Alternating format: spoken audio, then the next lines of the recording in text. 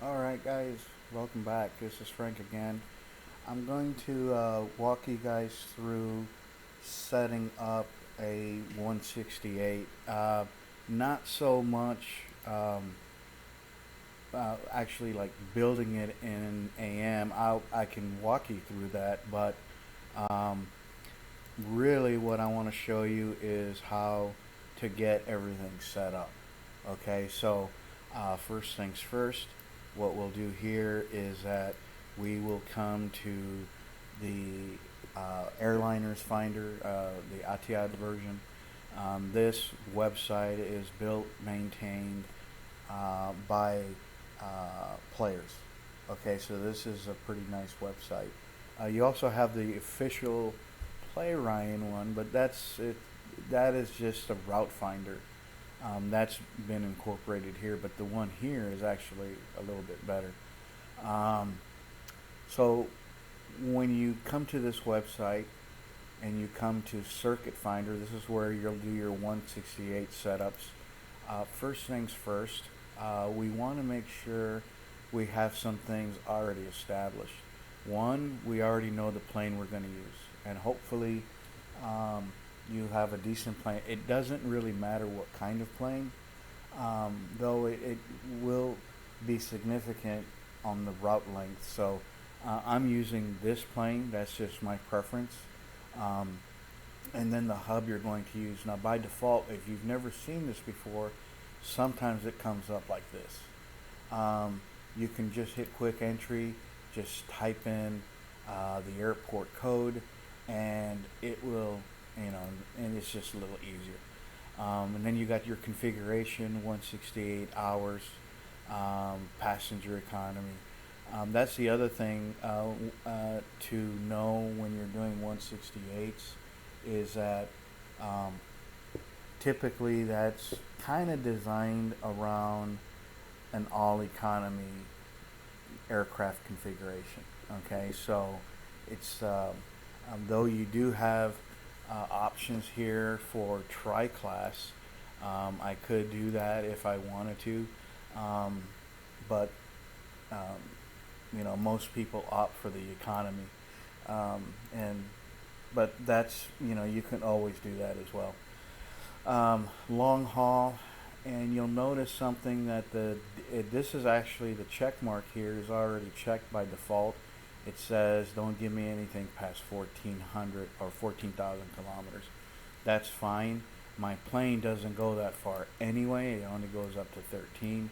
Um, but the reason why this is checkmarked by default is because if you go past 14,000 kilometers, now you're technically doing ultra long haul. Okay, that's basically why this is checkmarked. The other reason is your economy entertainment bonus highest is between 10,050 to 13,999 at 88%. So if you go past 14, now your ultra long haul and your demand bonus went down to 26%. So it's a significant drop. So that's why this is checkmarked by default. And then of course you have your filters. Okay, all regions of course. Now sometimes this comes up with any.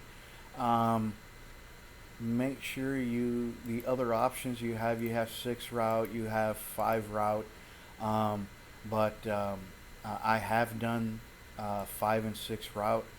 I prefer to do 7 because I prefer to have a plane leave every day of the week. Um, but the only difference is that if you go with 6 routes, then it may give you 6 28-hour routes. And if that's what you want to do, then that's fine. That's completely up to you, but I prefer 7. Um, the destination hubs that says optional here, there's a good chance once you start using this very heavily, this feature right here very heavily, there's a good chance that when you hit the search, you're going to get routes that you already have. Okay, so rather than me worry about that. I can just say, you know what, give me routes in a 168, but don't give me these cities. Okay, so that's basically how this works. I use this quite extensively. I do take it a different level, which I'm going to show you right now. But that's basically what this little feature right here. So you can include or you can not include. So, and that's pretty much it. That's the gist of this website, or rather this menu drop for Circuit Builder. Now, when I hit search, now it's going to give me two options here. Okay, so the one thing that I do personally is that I don't really focus on the cities that I'm going to, but rather the flight times. Okay, now you'll notice this one has a little explanation because it is 2 hours. I believe if you run this program with this option on here, with the passenger economy, I think it's giving you the highest economy demand scenario. I think that's what it's doing. Otherwise, if you hit legacy algorithm and then you hit economy, okay, right there, and then I reran this, it'll probably even it out, but it's not a big deal. I'm going to show you a way around this. Okay, so what I do, once I have, you'll notice it only gives you two of them. Well, here's one without it, right? There's 29, 22, and so on and so on. So you'll see all these flight times here. Now, this is another thing you should have handy. I used to do this on a notebook. Now I'm kind of transferring this to the Excel now. So what I will do is that I will go ahead and write down my time, and then what I will do is that I will go ahead and stick this on an Excel. Now let me show you my Excel here, and you can see here this is kind of a template that I use. Okay, so what I've done here is that you can see here that I have 7 columns Monday through Sunday. I actually added this just for the video. I actually don't use that because I already know. But in the interest of you guys watching, that way you guys know what's what. Every day I have 24 hours. Now, what I do is that I go ahead and put 24 hours in here. And then if you highlight this thing and go all the way across, and then you hit auto sum, it should add up to 168. Okay. By the way, if you've never done this before in Excel, don't be surprised if your numbers come up like this.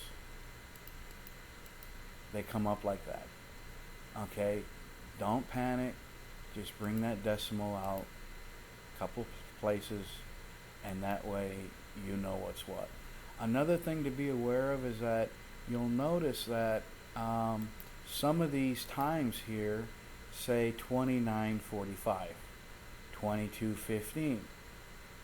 Okay, so basically what that means is that when you put that here, Excel doesn't like the minute scenario. So if I put 22, now here's the cool thing about the auto sum already enabled here, is that now I can put 29.15, and you can see that change. Now what I usually do is that instead of 15, I put 0.25, so I do it in fractions. It's the same thing. As long as it adds up to 168, who cares? Okay, so you can see here my defaults are all 24, because what I'll do here is that I will come to this one right here, and this says 29:45, 22:15. So we'll go ahead and put that here. 29:15, and that 15 is 25, and I'll do 22.50, because that did say 2230, okay, and so on and so on and so on. That's how I set the time thing up here. Now here is where I take it a step further.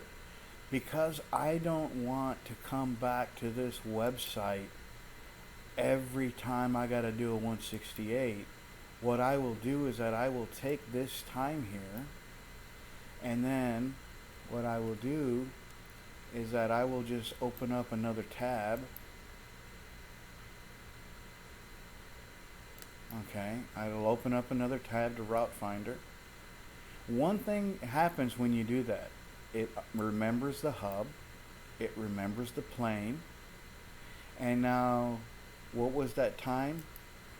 That first time on there was 29:45. So what I'll do here is that I will come over here and do 29:45 for minimum and max. That way it just gives me just that time sequence. 29:45. Okay. Oh, and then you got the airport category. Well, I already know what the minimum is. It's a Cat 7. That's what my plane is. I don't have no control over that. So I'll just put 7 here. So now I have this. I want basically the route finder to give me all the routes that this plane can fly from, in this case, Narita, for this length. And so that's already check marked again. All regions, leave this alone, and then just hit search. And now it's given me, and by the way, you'll notice that when it comes up like kind of scrambled. But if you're going to write this in an Excel, what you can do is that you can tap on that top column and put them in order. The more stars, the better. Okay, I usually do it to at least 2 stars. The demands are still going to be pretty decent. Okay, again, it depends what airport you're leaving. If you're flying out of the U.S., it's a tri-class. Japan, it's a tri-class. Europe, it's a tri-class. Africa, China, parts of Russia, parts of the South America, economy. So it's kind of hit and miss. Most people are doing MPM from Africa, so you're gonna get a lot of big stars there. But even out of MPM, eventually after you eat up all those high-end stars, you'll get a few ones in there. I've never had a economy demand out of MPM less than 4,000, but that's just me. But then what I'll do here is that I'll put, what I will do is that I will start, now I'm just going to copy and paste this because I'm doing this on a multi-screen, but I'll just come over here and just do that, and then I'll just write all the routes for that time. Okay. So what was that? 29:45. Okay. I don't even know if I did that right. And 29:45. Technically, this should be 75. Okay, right? Because 75 equals 0.75.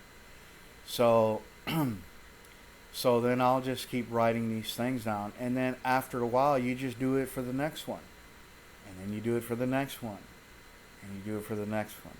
After a while, you get a big, a nice big setup like what you see here.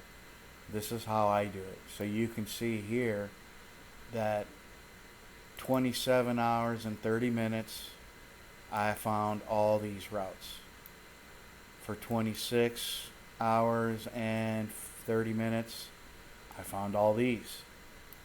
So this right here, going across, is a 168 circuit. So that is what I would put for my first 7 planes. And then this is another circuit. And then another. And so on. Now, Sometimes you will run into a scenario where you might have routes here that you're using already. Don't worry about it. If I have Caracas, which is this one right here, you'll notice all these are all colored. I've already using this, but you can see here a few of them that I haven't used them yet. Okay, but let's say all of these right here are good except Sydney, and let's just pretend Sydney is being used already. Well, jump to the bottom one, jump to the next one. It's still 2545, isn't it? So that's the thing. So when you start doing it like this, you will run into a scenario where not every single one will be going across. You might have it already. Now, if it's a brand new hub, then no, you don't have it. But if you do have it, it's not a big deal. Just skip it. Make sure it's highlighted so you don't try to use it again. And then you just go down, right? Because that's this time. Another thing too is that now I have a whole bunch I can use. Now you'll notice, look at this one right here. One thing to be aware of is that you will run into a scenario where you're not going to have a perfect 168. Okay, sorry about that. Trying to fit it in the screen here. You can see here that I got a 167.45.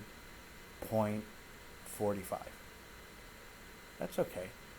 You know, the whole point of doing it like this is that let me go back to Narita. The whole point of doing it like this is that you can go in and change it, right? So this would be 29.75. This could be 28.30 minutes, which is 50. And then this one could be, 28.25, that's 15. Maybe this one could be 26.50. But you'll notice the time on the end right here. I need to start dropping it a little bit. Now I got to look for some simple ones. 20, 20, 20. Okay, it's still too much. Maybe I do 15 on this last one. Right? There you go. There's another 168 with different times. Because the reason I'm mentioning this is because when you start doing busy hubs like MPM or CGK, a lot of these, and you could see CGK only have one. I actually have about 10 of them, 10 of these charts with different times. I just got them on a notebook. I haven't put them in the Excel yet. So, but you can see my MPM. I got quite a few of them. But the only difference between them is the time. I just manipulate the time. Because when you come over here and you come to your circuit builder, okay, when you come to your circuit builder, you will see that this one only had 7 routes for 29.45. And then if you want to change that, make sure you make the min and max the same. That way it doesn't mix them up. Okay, I just want this min and max. Just give me all the routes for 27.45, and I hit search, and there's 13. I filter right here with the stars, and there you go. And then I just write all my codes, all the airport codes in my Excel spreadsheet. You saw that, and that's how I do it. Because if you come over here and you did this, it's only going to give you 1, and it's going to give you 2. That's it. Now you got to come over here and you got to start playing with this. I don't do that no more, because I don't want to keep coming back here and doing it over and over and over again. So what I'll do is that I'll saturate all the routes for this time. I'll write it all down in Excel, and if I use all that, I change it to 26. That's the nice thing about using the that's the nice thing about using the filter right here, is that once you, so this is how you can do it, right? So if you're starting this for the very first time, just do this, right? 24. Okay, that's how it's going to come up. Then just come over here, highlight it, add those decimals, and now do auto sum. I should see 168 pop up right here. And there it is. Now, if I come over here and change it, guess what? It changes. Oops. Now it changes. See that? So it's a little easier for you to keep track of what's what. So, and all that's all automatic. So, it's just easier, I think, in my opinion, to do it this way. Otherwise, every time you got to do a 168, you gotta come over here and rerun it. It's just a little time consuming to me. But that's how I do it. So anyway, I hope this is helpful. Another thing too is that now I use Narita as an example, but if I'm doing NPM, I can do that as well. The same parameters. Give me a search, and you can see I got the time for that. So PAP, POM, all the big ones. So if this doesn't work for you, that's fine. Maybe drop this 30 to 29, or 27 or something, and that way you can add to this. But again, if you have the filter thing turned on here, it'll change. So that's the nice thing about the auto sum. Excuse me. Once you've already done all this, and then you hit auto sum, it's gonna do everything. It'll do it automatically for you. Okay, so just be aware that if you can get the 15 minutes, the 30 minutes, the 45 minutes to add up to 168, that's great. Otherwise, you can just do the fraction. It's the same thing. Otherwise, you're going to get like 165.80 minutes. That's basically what it's going to come up with. So I notice a lot of folks do the fraction notation, and it works like a charm. So I don't do the 15, 30, and 45 anymore. So you'll notice here, this is a new one that I just did late last night. Oh, well, here's a good example.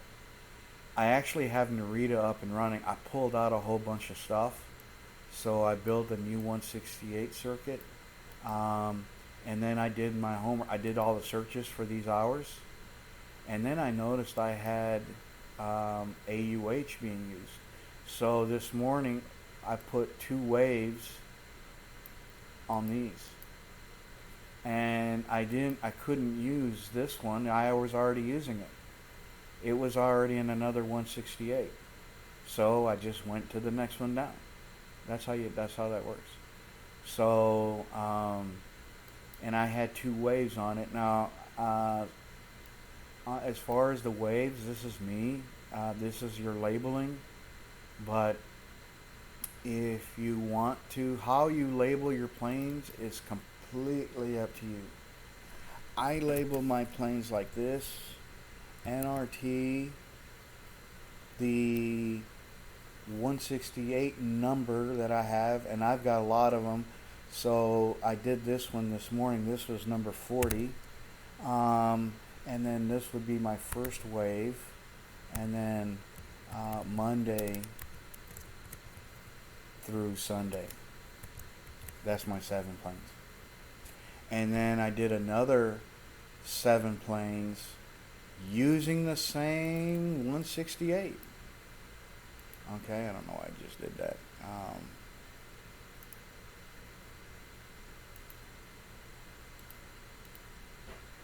So what I did is that I just didn't use it. So the next wave it's the same routes, except I just run it again.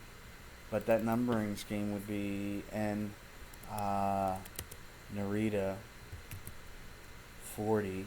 It's still the same 40, but now it's a second wave, Monday to Sunday. And I will tell you why I did this. I do it this way. It is so easy for me to find what I need here. So I will show you.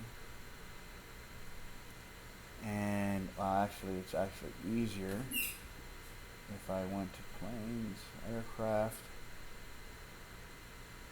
and then Narita.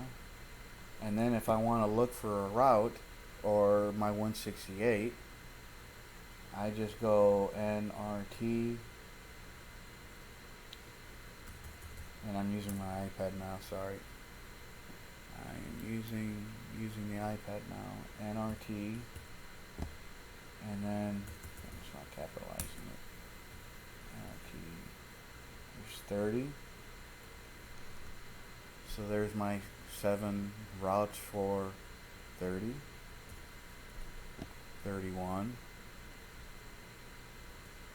32. I don't have one for 33. You know, I think I did do one for 40. Did I do? Yeah, there's one for 40. And I think I did 2 waves on this one, so I can go 2. Yep. So there's one. There's the first wave. And then here's the second wave. But Narita's a tri-class. So my demands were enough for me to put 2 to 3 waves, give or take. What you're not seeing here is my specials. Whenever I do tri-class, whenever I have routes for